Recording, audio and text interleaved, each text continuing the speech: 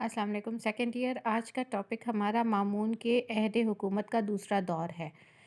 اس سے پہلے ہم لوگوں نے مامون کے عہد حکومت کا پہلا دور اور اس کے اہم واقعات پڑھے ہیں۔ میں دوبارہ بھی بتا رہی ہوں کہ مامون کے دوسرا دور اور پہلا دور، اس میں جو اہم واقعات ہیں ان میں سے اکثر جن کو میں نے زیادہ تر انڈر لائن کیا ہے، یہ شارٹ کوسچنز میں آ جاتے ہیں، اس لیے شارٹ کوسچنز اور MCQs میں ان کی اپنی اہمیت ہے۔ تو بہرحال ہم دیکھتے ہیں پہلے نمبر پر کہ مامون کا سفر بغداد، فضل بن سہل کا قتل۔ کیا ہوا یہ کہ آپ لوگوں کو اس سے پہلے کے لیکچر میں نے بتایا تھا کہ امام علی رضا نے کیا کیا تھا کہ انہوں نے مامون کو اصل حقیقت سے آگاہ کیا کہ کس طرح بغداد میں لوگ جو ہے بغاوت کر رہے ہیں، اور انہوں نے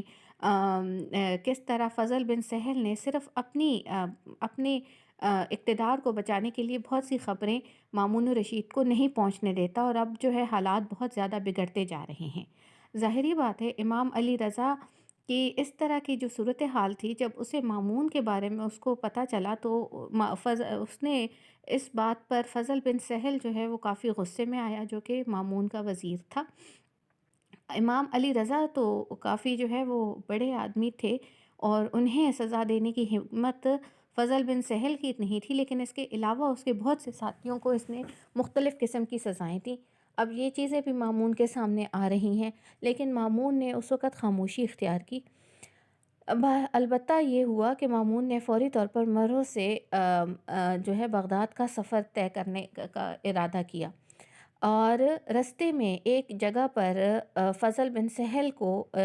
نہاتے ہوئے چند لوگوں نے قتل کر دیا، جس پر یہ بھی کہا جاتا تھا کہ یہ مامون نے اس کو قتل کروایا تھا۔ لیکن کچھ جو ہے، لیکن بعد میں یہ بھی دعویٰ کیا جاتا تھا کہ یہ ان کے مخالفین میں سے کسی نے کیا ہے۔ بہرحال فضل بن سہل کے اس قتل پر مامون نے کیا کیا کہ اس کے بھائی حسن بن سہل کو نہ صرف ایک تعزیتی خط لکھا اپنی طرف سے، بلکہ اس کی دلجوئی کے لیے، تالیف قلب یعنی دلجوئی کے لیے، اس نے کیا کیا کہ اسے اپنا وزیر بھی مقرر کیا، اور اس کی بیٹی بوران سے شادی بھی کر لی تھی۔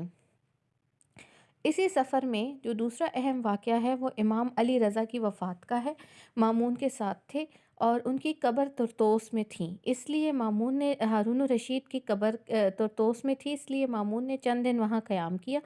اور اسی دوران اچانک امام علی رضا وفات ہوئے۔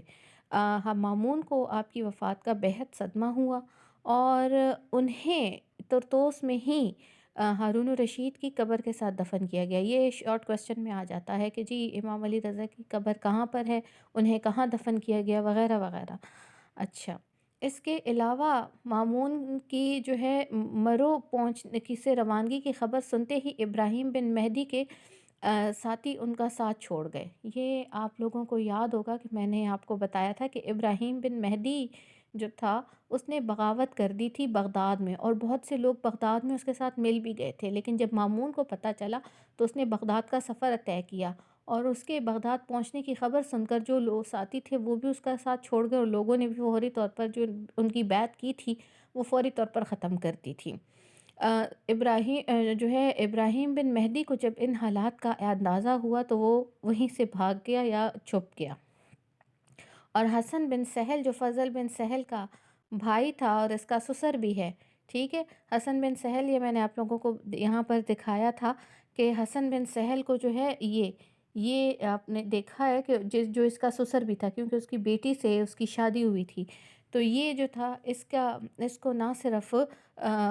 اس نے کیا کیا، بغداد پر قبضہ کر لیا، اور دوبارہ مامون کی بیعت بھی لوگوں سے لے لی۔ مامون کا بغداد میں داخلہ، مامون نے مرو سے بغداد کا جو سفر تھا وہ 2 سال میں طے کیا۔ اچھا، یاد رکھیں یہ سفر جو تھا یہ اتنا لمبا اس لیے کیا گیا تاکہ رستے میں جو علاقے آ رہے ہیں ان کے جو بھی مسائل ہیں ان کو بھی طے کیا جائے، اور اس کے علاوہ اپنی جو ہے وہ پیچھے کے جو علاقے ہیں ان میں مکمل طور پر امن و امان قائم کر کے جب وہ بغداد میں پہنچیں گے تو ان کی طاقت میں اضافہ ہوگا، یعنی کہ مامون کی طاقت میں اضافہ ہوگا، اور یہی چیز مامون نے کی، جس کی وجہ سے مختلف علاقوں میں نہ صرف اس نے اس سے واقفیت حاصل کی بلکہ مختلف علاقوں کے انتظامات کو بھی درست کیا، وہاں پر اپنے وفادار بٹھا دیے، اور اس طرح جب وہ بغداد میں داخل ہوا تو بغداد میں تمام لوگوں نے ان کا استقبال بھی کیا، اور بغداد میں وہ جو تھے اس نے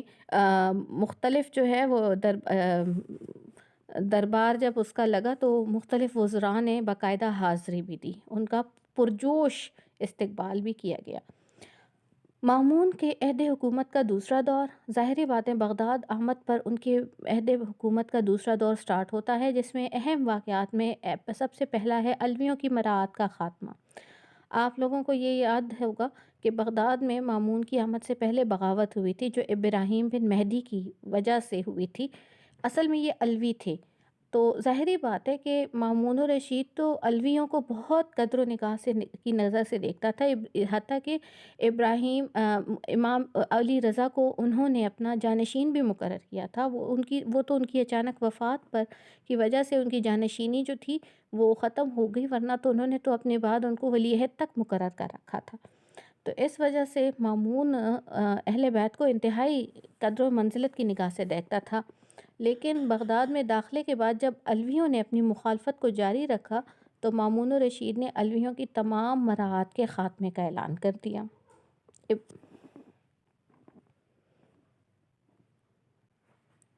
دوسرا اہم واقعہ ہے ابراہیم بن مہدی کی سازش۔ ابراہیم بن مہدی جو بغداد میں روپوش تھا یا